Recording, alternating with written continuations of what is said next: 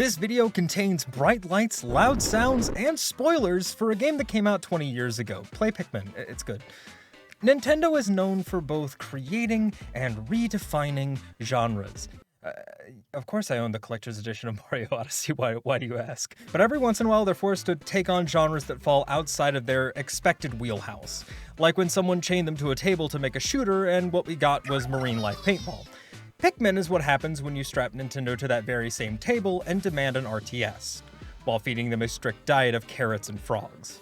Since it seems that not a lot of you have played the first Pikmin game, or will finish playing it, here is as brief a summary as I can manage, while also applying my necessary amount of political commentary. And to talk about a sci-fi franchise and politics, we have to start in space, the final frontier. This is the voyage of the SS Titan.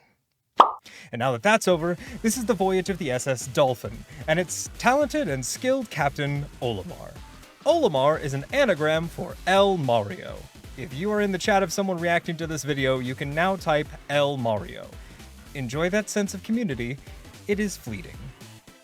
But Olimar's skill being talked up by every game in the franchise is made all the more funny when you learn that the whole franchise happens because Olimar crashed into a rock that came at him from the front.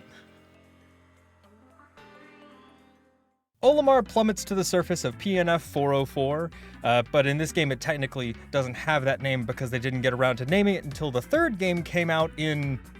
I sure do hope that span of time doesn't negatively affect the fanbase. After taking stock of his 30 days worth of life support and taking stock of the release version of EA's Dolphin, Olimar heads out to recruit the natives of the planet to aid in his cause. Now, I assume that people are going to be expecting me to dig into the exploitation of Pikmin labor under Hokitation command, and I'll admit there are plenty of jokes to be had, but I promise brevity, so I'll make it up to you in future when I talk about CRT in Mario games.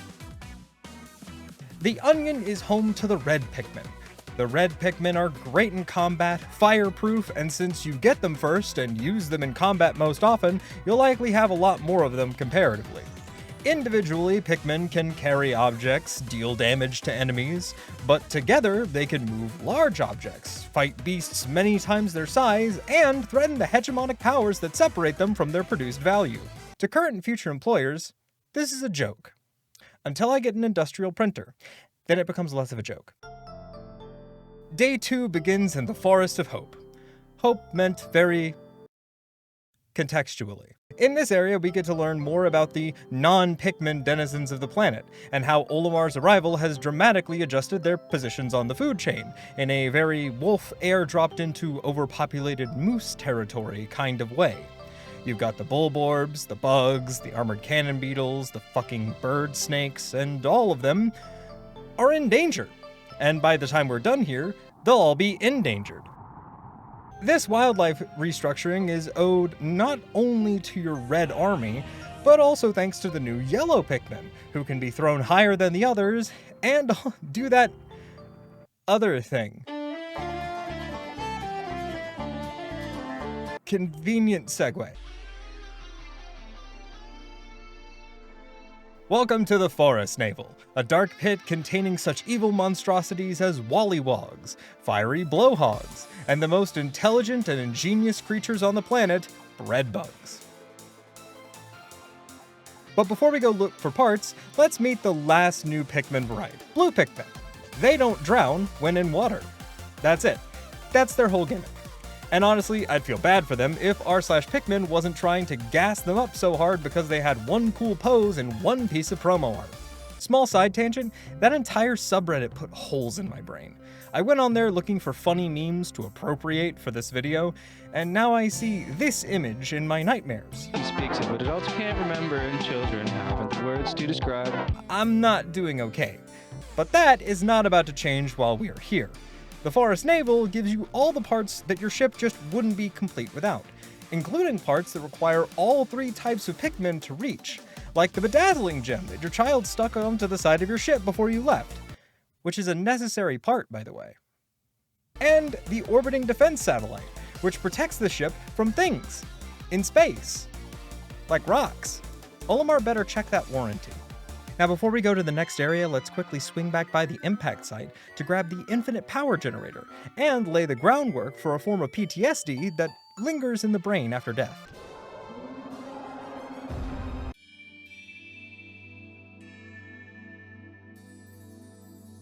The distant spring, known for its serene ambiance, lush scenery, and enough water to make Blue Pikmin feel almost useful.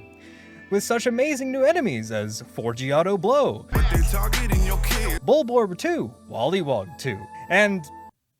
I made a mistake.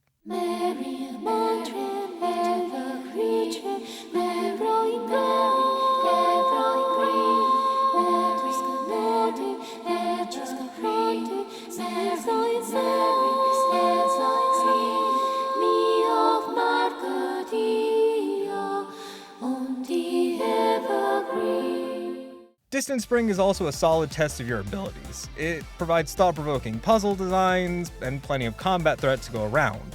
If you haven't been using nectar to fertilize your Pikmin to flower form, you probably should. And Distant Spring also has plenty of nitrogen-based fertilizer. You can do many things with nitrogen-based fertilizer. Just ask the US Postal Inspection agent who came to my house to inform me that I am no longer allowed to buy it from my local Lowe's. It's a good thing yellow Pikmin fly higher because the TSA wouldn't let them on a plane. Final part, final zone, final trial. This last puzzle pushes your strategic thinking to the maximum, as you struggle to keep your non-blue Pikmin from Call of the Voiding themselves into every puddle in sight. But with the bridge built and the gate down, you have one last battle.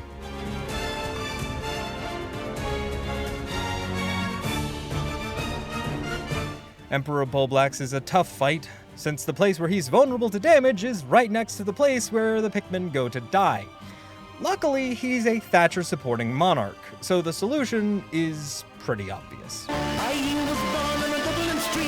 With the monarchy dismantled, my passport barred from London Heathrow, and Olimar in possession of the capitalism repository, we say goodbye to the Pikmin, knowing that we'll never have to come back to this planet again.